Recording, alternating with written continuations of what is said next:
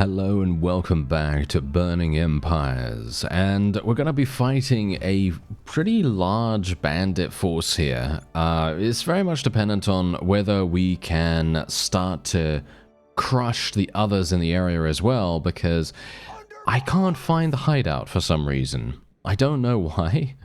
It's a little bit weird, but they seem to be kind of a little bit, shall we say, a little bit elusive. I don't actually understand why that is, but yeah, they're being a little bit difficult to find. But hopefully we're going to have a pretty decent time here. I don't really want to die, so I'm going to try my best to avoid taking any damage at all. I know that sounds like an impossible task for me, because I am generally someone that takes risks, and I don't generally stand at the back of the battlefield. I generally tend to run in because I find that being the most fun, you know? I think that's the most fun. I think that's enjoyable to do. And now let's see what we can do here. This is a little bit problematic, actually. Let me go in here, actually. Let me do this. There we go. Go in, go in, go in. Tell these guys to charge in as well. We need to make sure that we are spreading them out a little bit here. I want to make sure that we have a bit of a distraction. I am taking some damage here, obviously, but that is very much just a natural cause and effect, you know, just a natural thing to happen here. We are getting some pretty decent kills, I gotta say, pretty decent kills. And that actually reminds me, I should really put some more points into polearm skill. I feel like my polearm skill is really saving us a huge amount of trouble here, because anytime I can use my polearm and actually get a one-shot kill, or, you know, just finish off someone with about 80-90 damage, that is invaluable in comparison to, you know, struggling with a one-handed or something like that, because obviously one-handed, they're kind of difficult to use on a horse, you know. They're not super easy unless you have something that's a little bit longer reach. But there you go, another 24 influence for us right there, 14 renown, and look at what we've got here. Now obviously I'm not going to be taking the armed traders, right? The armed traders are not something that we really want to go for. However, look at the veteran caravan guards. I did not believe this the first time I saw it, but I just want to show you now, because look at this. These guys have 160 in skills, right? They've got 160 in polearms two-handed. They have 130 in riding and one-handed. And this is insane if you think about it, because we are able to gain 6 of these and then 5 of these. Now, obviously, okay, look, the veterans, they are so good, right? But the regular caravan guards, not so good. So it very much depends on what you want to do, because obviously these are cavalry. So from a perspective of, do you want cavalry or do you not want cavalry? If you want cavalry, then go for it. If you don't, then don't. And the caravan masters are not actually that bad either, as you can see right here. They have 130 in all of their combat skills that are relevant. So that's really nice. And we also gained a pretty significant amount of prisoners as well, which is really nice. I'm actually super surprised about this. And look at this, we're also getting a wonderful chest piece right here, and I'm going to be giving that to Agil, I think, because he really is the MVP. He is the MVP for us right now. He's doing so much damage, and I personally feel like he really needs to have something that is going to be super good for him. I really want to get him a new bow, and I have 91,000 now. So I'm thinking that next time we're close to some kind of, you know, some kind of town or whatever, we're probably going to be doing that. Also, this is a really nice bit of damage. Yeah, we're probably going to be equipping this on this guy. He is a thrown weapon fellow. Let's see. Anyone else actually uses thrown weapons? This guy kind of uses thrown weapons, sort of. I guess we could kind of give that. I mean, it's decent, you know, it's decent, not absolutely fantastic or anything like that, but decent-ish. This guy also seems to be using some of this stuff, so we might as well do that too. There we go, give him 2 of those. And then we got this, yeah, okay, that seems to be about it. And then our mother, is this our mother? Yeah, this is our mother. She does not have pretty much anything. She just has riding skill and stuff like that, which is absolutely fine, because she can just use her spear really nicely right there, so that shouldn't be too bad. Let's take the rest. and then we'll get out of here. Alright, so this is where we currently are. As you can see, we are, well, I don't even know where we are. I've just kind of been running around trying to find as many of these bandits as I can handle. And as you can see, look at this. Look at this insane gathering of massive amounts of these. Oh, there it is. Oh, we found it. We found it finally. Okay, this is absolutely perfect. All right. So can we actually... Oh, you know, I would love it if we could go in and actually get both of these in the same battle. It would be amazing if I could get both of them in the same battle, but it is not going to happen, unfortunately. No, we're just going to have to deal with them separately, which is very sad, but, you know, we can't always get what we want, can we? No, we cannot. So, yes. Anyway, we'll do the same thing that we did here, well, that we did in the previous battle. And funnily enough, it feels to me like a lot of these fights are pretty simple, you know? They're pretty simple in comparison to what I would have expected, but I mean, you know, they are bandits at the end of the day, I suppose. You know, they're not anything super well trained or anything like that, so I guess it is to be expected that... Whoa, I almost died right there. Yeah, so I guess it is to be expected that they're not going to be super proficient or anything like that. Hilariously enough, I say that just as I'm... Oh, I might actually die. Okay, you know what? I'm gonna actually tell them to charge it. Oh, I thought I could go across the rocks here. Okay, apparently there is an invisible wall there or something along those lines, so it's not allowing me to do so, but that's okay. Maybe I'm gonna be alright here, or maybe I'm gonna die. They do have some of those darts that seem to travel pretty fast across the battlefield.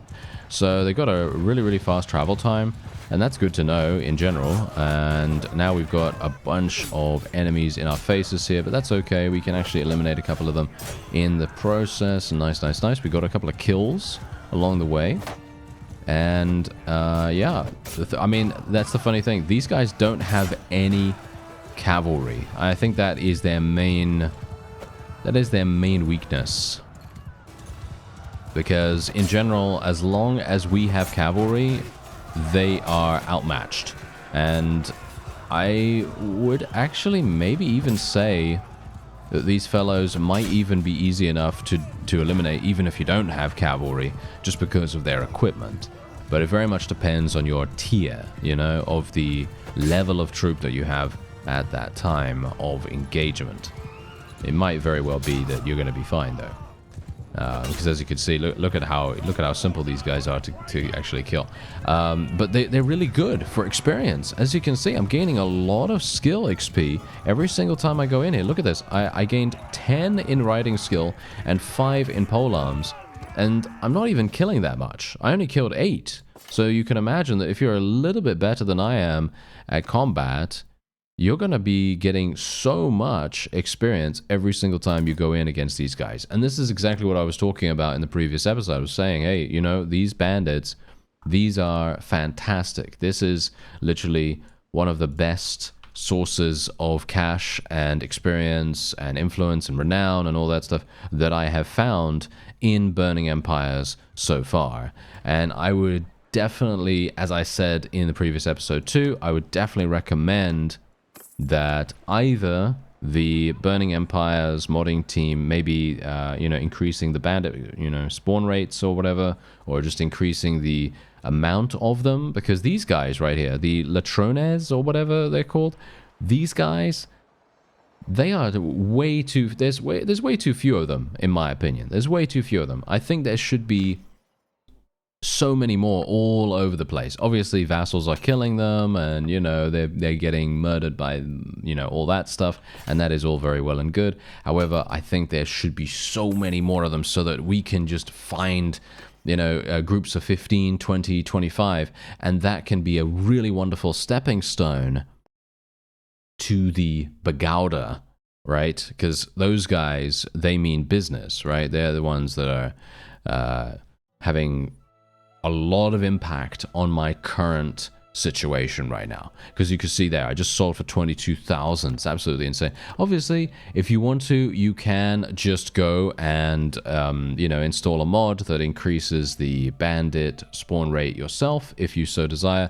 If it works, that is, with you know, with Burning Empires, because sometimes mods have some really weird interactions and so on and so forth, but, you know, you might be able to find a mod that actually works, which would be cool. You know, that would be a really cool thing, because I do personally believe that it would be really, really useful to have some kind of some kind of increase in the frequency of spawns, or at the very least the amount. You know, the amount of spawns would be really, really useful.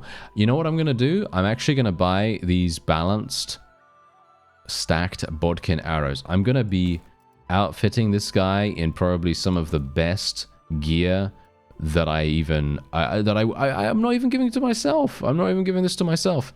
But look at this. I am spending 19,000. I just got 22,000. So I am literally giving him basically every single thing that I have just gained, almost. And we're just going to sell some of this stuff as well while I have the opportunity to do so. I might as well, to try and reduce the cost a little bit. And there we have it. Okay, so Angel is now looking like an absolute beast. I still need to get him a slightly better bow. Because, yes, I did get him a better bow just now, but it's just a non-rusty version of the same bow that he was using already. So, you know, there's that. Actually, you know what? I'm gonna let these guys... There we go. I just wanted them to go a little bit closer to the other ones so that we now have 160 of them to fight. And that's going to be extremely fun. Alright, so what we're going to do... Oh, Cunning seems to have changed positions again. I don't know why that happens. Sometimes that's so weird. Oh well. Never mind. We don't really need to worry about that. Okay, so I am going to... as I said before, I am going to put another point in polearms here. I think that's going to be really, really valuable for us. Considering I am using my polearm almost all the time, I think it makes sense. So what we're going to do is we will be attempting to use my bow as best as I possibly can. Let's actually move my forces a little bit closer to the... Oh, actually, wait. Let's move them a lot closer to the opponent. And it seems like we're fighting here again, which is obviously fine. I actually really like this, this particular map. I feel like it's pretty fun because there's a number of really interesting pieces of environment here, because you've got the water and you've got this really narrow wood sort of you know, kind of like what is it now, wood? Why did I say wood? Land area is what I wanted to say, but yeah, there you go. We got a lot of places here to get kind of bottlenecked, and it's going to be interesting. It's going to be interesting to fight on. I'm actually wondering, you know what? I'm going to tell my forces to charge in right now, mostly because we are being such an incredible distraction that the enemy is already deciding to chase after me, which is really interesting. I don't know why they would decide to do that straight away, but I guess, well, you know, what can I say? What can I say? I guess we're very attractive. Yes, I guess Bruce is very attractive. And we will just charge in here. Try not to get killed in the process. Obviously, I'm not going to get killed by any of the melee troops because they're not really going to be focusing on me, but the ranged troops, they're more than likely going to try if they can. We do seem to be inflicting some pretty heavy damage every single time we charge in here, though. As you can see from the top right, we are getting a couple of kills here. Obviously, the middle, you know, damage modifier, the little indicator thing has been disabled for quite some time now. So obviously, you can't see how much damage I am actually doing unless you look in the bottom left. But there's enough information on the screen, I think, for you to be able to see that. But yeah, anyway, the point is we are doing massive damage. Look at this, 84 damage to the chest and then 140 before that to the neck. And we are getting significant gains from all of this. And look at this, I'm actually almost at 150 in riding skill, very surprisingly. I certainly wasn't expecting that anytime soon. But yeah, it seems to be going pretty nicely. Unfortunately, I am a little bit worse for wear right now, and I'm actually not playing super good now for some reason. I don't know why, but we're not getting so many kills in the last little part of this battle. There we go, get that. Oh, nice. We actually did get our polearms to 102. It's kind of weird because it was at 97, wasn't it, when we entered this battle? And I felt like it was leveling really quite slowly before, but as soon as you put 4 focus points in something, it seems like it just speeds ahead. kind of weird. I actually don't understand what that's all about, but I guess it doesn't really matter. Anyway, there we go. Ah, wait a minute. Do I want this? Do I want that? Ooh, maybe I do. Yeah, you know what? Let's use it. There we are. That's looking pretty fun. Do I want to use this though? I mean, look at it this way. The thrusting speed is insane, right? The thrusting speed is really, really good with this.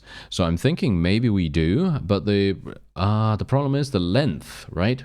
The length is the main issue here, and I really, really like a longer pole because I'm used to it, you know? It's a lot more, shall we say, it's a lot easier, shall we say, to handle something like that if you're used to something already, and I have a lot of experience handling a long pole. So I'm thinking, you know what? Maybe that's what do we want to change? You know what? Because it's a legendary, let's try it out. I don't think it's going to be that good, but let's try it out. It is 150 length instead of like almost 180, so it is a pretty significant depreciation in the stat. But I guess we can just try and see what happens. Now, the Bagauda hideout is still here. I'm actually wondering whether there's going to be a task. But look at how much money I'm making right now. 3,700, and that is all from my mercenary contract. Only a very small percentage of that is coming from the caravan and party income, which I gotta say I'm always very disappointed by nowadays. Not sure why that always happens, but yeah, after that whole economic redo that they did, that the developers of Bannerlord did, it's very sad. Oh, it's very sad, but it's cool though, because we do have a potential for very, very nice gains. We just have to make sure that our forces are going to places. Because the funny thing is, when I initially created my caravan, he made an absolutely incredible deal. And it goes to show that caravans, they can work really, really nicely. It's just very much dependent on quite a few factors, and that's the beauty of Bannerlord, obviously, because the economy is quite intricate at times. And if you've ever played a trading-based character, you know what I'm talking about. I personally really, really love trading characters. It reminds me very, very heavily of this Flash game I used to play, you know, many, many, many years ago.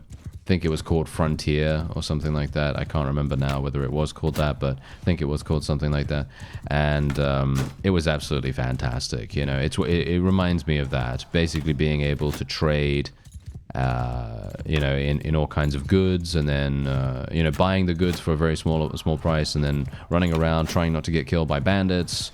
And it was just, yeah, it was just a whale of a time.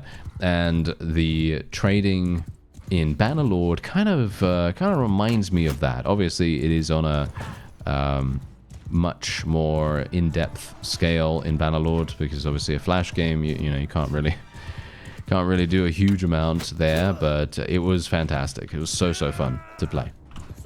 Anyway, let's tell our people to charge in before I actually die. We want to do as much damage as possible before I die here. And we're going to try out my new spear. Usually I don't mind a short spear. I've used the Manavlion in the base game, and the Manavlion there is very, very effective. Oh, well, there you go. Never mind. Okay, I was kind of hoping that I wouldn't die there, but yeah, I was low in HP anyway. I did take one of those stray shots from one of the ranged troops, and he did some pretty significant damage to me. He did like, what, 80, 90 damage or something like that, so it's really not that surprising that I got killed. However, look at how many kills my companions are actually getting. Obviously not Gomor at this point, but Vegeta is doing a great job as well. As you can see right there, that's obviously not his name, but his name is Vegetius, so I thought, hey, yes, I'm just gonna make a reference, why not? But yeah, anyway, we are absolutely fine here. These guys literally just they have nothing on us right now. And the funny thing is, I'm not entirely sure what we can do, because here's the thing. I'm leveling up right now, right? I'm leveling up my troops. I'm trying to make them as strong as possible. You can see here, I basically have no tier 2 troops whatsoever. I have a couple of tier 3s yet to level up. But apart from that, all of my characters right now are tier 5, tier 4, and I even have some tier 6s. So I'm thinking right now, is it actually going to be possible for me to get to the next clan tier? Because I think that's definitely something that we want to do, right? Because I need to get to 350, right? I need to get to 350 renown, then I'll be gaining an additional little bit of party size. Additional party size for every party in the clan. So technically what I could do is I could create a party out of someone. You know, it might actually make sense for me to do that right now. Maybe we could... yeah. The problem with this... Yeah, the problem with this is that we can't do that, because I need all of these people, with the exception of our mother, but our mother is not exactly great at leading anything right now, because she has very low skills in the things that we actually want her to be good in. So what we'd have to do is we'd have to level up our clan tier to get an additional companion slot, find another companion that can actually do those things, and then create a party from there. And then if we become a vassal, because obviously clan tier, well, we already have the ability to become a vassal right now. Clan tier 2 allows us to do that. But basically, you know, it would allow us to actually have some pretty cool stuff going on, you know, have that additional companion, get a party, then we could become a vassal, then we could maybe earn a little bit of extra influence, and then create an army from that, maybe even calling some of our own faction vassals. That would be very, very useful for us. Maybe it would be cool. I don't know. Maybe that would be an idea, you know? I'm not sure. I'm not sure right now. I'm kind of in a little bit of two minds about it. But we'll see, you know? We'll see. Okay, so we'll go for Mounted Warrior right there. Okay, so this is where I'm actually going to be taking something completely different from what I normally take. Normally, I go for Walk It Off, mostly because both of these traits of this perk are extremely, extremely fantastic. I mean, you can see that right now. Plus 15% healing rate when moving on the campaign map. Pretty good. It's always going to be active, basically. And then you have your personal, which is plus 10 hit points recovery after each offensive battle, which is also fantastic, because that means that if you're, you know, eliminated like I am, you know, quite often, then you're going to be recovering just that much faster, right? However, I am actually going to be taking Triage Tent this time, because I personally think that the plus 30% healing rate when stationary with the Pristine Streets benefit, it's going to be incredible. It's going to be so good. It's going to be really, really good. So I can only hope that this is going to work out really, really nicely for us. If it doesn't, then, well, that's just how things are going to have to be. Now, what I'm going to do is I'm actually going to just wait here. I'm going to see if any of these bandits, they don't want to leave. I was kind of hoping that some of these bandits would leave so that we could potentially attack them as and when they go outside, and then we would get, you know, around 2.5k, maybe 3k in gold every single time that happened, which would be absolutely incredible. That would be one of the most wonderful things for us. But here we go. Hello, there's one right here. Basically, I wonder whether this is actually the case. Let's just see for a second, okay? Let's just see for a second. Okay, they did actually go and just surrender, which is unfortunate, but they gave me 1,000 gold, which is hilarious. They gave me a literal 1,000 gold for me doing basically nothing. I didn't do anything to them whatsoever, and I got 1,000 gold. And that just goes to show that these bandits are fantastic. They are really, really good, and I absolutely love the fact that they were added into Burning Empires. Because if you were playing with just the basic bandits, you know, like the mountain bandits and even the Latrones, whatever, even those guys, they would be way too little. They would just not provide you with enough economic strength to really do much. As you can see, look at this. I'm gaining another 1,000, and we're gaining huge amounts of food in the process too, which is extremely useful. Very, very useful. Obviously, I'm not gaining anything in regards to renown or anything like that, which is not really the whole point, is it? You know, it's not really the point. Now, let me just have a quick look here. I might have the ability to go over to this town and maybe get a task. Ooh, there's a tournament. Oh my. Okay, yes, I must do this tournament. I have been yearning to do a tournament for ages. Just purely because it is never available, okay? It's just never available. I'm going to save just in case it crashes. I highly doubt it will, but you never know. So I'm just being careful right now. So we're going to go straight on in. We're going to see. We're going to get a tile horse, right? A tile horse is a noble mount, as you see right here. And I'm actually very excited about this. Unfortunately for me, we are up against Agil. And if he is given a bow at any point in this tournament, I am going to die instantly. Yes, I'm pretty sure I will die instantly from that. Because he's just way, way, way too strong with bow. And he's just going to absolutely murder everyone. Most likely, at least. Anyway, we're getting some nice little kills here. Maybe we can do damage to this guy. It's highly unlikely. We might be able to. He's going to just be blocking me most of the time, which is very annoying. But maybe we can do it with our companion's help here. Nice. Oh, he made a huge mistake right there. That was fantastic. Nice. 75 damage. Oh, nice. Good, good, good. Our teammate's actually doing something. Can you imagine? Okay, so we're up against two of our companions right now. And they have thrown weapons. Whoa, that guy actually got hit. That's perfect. Okay, I'm literally just going to follow this fellow. So that we have 2 versus 1. We have a 2 versus 1 situation. Which is perfect. There we go. Nice, nice, nice. My one-handed skill is absolute garbage. So, whenever I'm hitting with that, just imagine that I am attacking with a, I don't know, wet paper bag? You know, something like that. Because that's basically what's happening right now. And, Flavius Victor. Yeah, okay, so he is actually making his way to the next round. Okay, oh, nice, nice, nice. My friend actually did hit. Pretty nice there. Okay, here we go. Yes, there we go. We got another 2 versus 1 situation. Vegetius is in here. Very nice. Okay, now we can maybe do something. He's got loads of HP somehow. Okay. And this guy is going to fail doing anything. Yep, he is. Wow, this guy is. I'm actually really surprised that he has been so incredibly useless. But maybe he just doesn't have any throwing skill. Maybe that's the case. Anyway, we're up against a Roman Cantarius Palatinus. Okay, so let's actually see what we can do against this fellow. He's going to be difficult. Or he's going to die instantly. One or the other. He seems to not be defending. And he's just allowing me easy hits. Okay, never mind. Alright.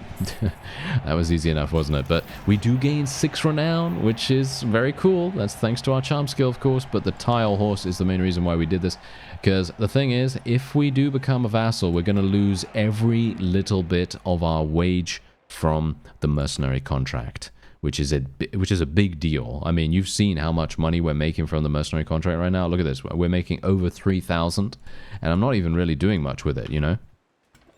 It's funny because I'm not capitalizing on it as hard as I could be, you know what I mean? Like, I'm a mercenary right now. I'm not entirely sure if this would actually work because sometimes they kick you out, but technically what I could do is I could attack some faction or another that's really, really far away from my faction, right?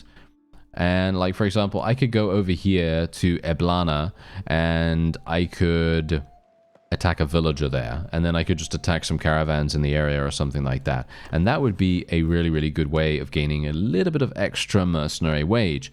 Obviously, for me right now, I have these Bagauda here, so that's obviously not that much of an issue, but that is a potential option. And even so, imagine if we were to have access to a faction that is really, really weak. Like, for example, our own faction.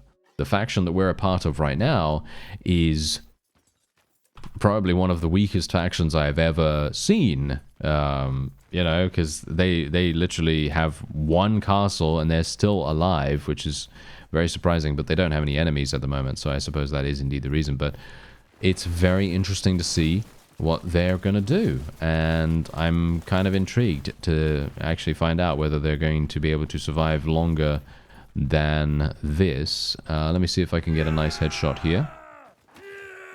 That guy actually... Oh, I did get a headshot. Okay, he moved into me. Did you see that? That guy moved into me, and I was like, oh, okay. My crosshair got a little bit disturbed, which didn't really help me that much. Oh, hello. We got some more people coming this way. Oh, never mind. Okay, no snapshot for me this time around. Okay, that's absolutely fine. Not a problem. Okay, we can just make our way up here. And there's a guy right there. Where? I was like, oh, there's a guy right there. I could hear him and I could smell him. You know, I could smell him, but I couldn't do anything else with him. Okay, we're gonna have to go down here then, by the looks of things. Can I shoot anyone from here? Nope. Okay. Interesting, interesting. Okay, what about that guy? Okay, nope. Wow, these fellows are all just chilling down there by the docks, by the looks of things. It seems like there's an arrow stuck in the fence there. Unfortunately, the hitbox is not super tight or anything like that, so you can't really shoot through some of these little gaps. But it's okay. It's not a problem. Okay, so I'm just gonna let them do the rest, because otherwise I'm just gonna be running after them the entire time. And shall we do the duel? I think I feel confident enough now to do the duel, so that's what we will try, at least. Let's do it. Very well. Okay, I have... Bear in mind, I literally have, what is it, 50 in one-handed or something like that? So this guy probably has, what, 130 or so, I would assume? Maybe something along those lines, but he seems pretty slow. But I've said it time and time again.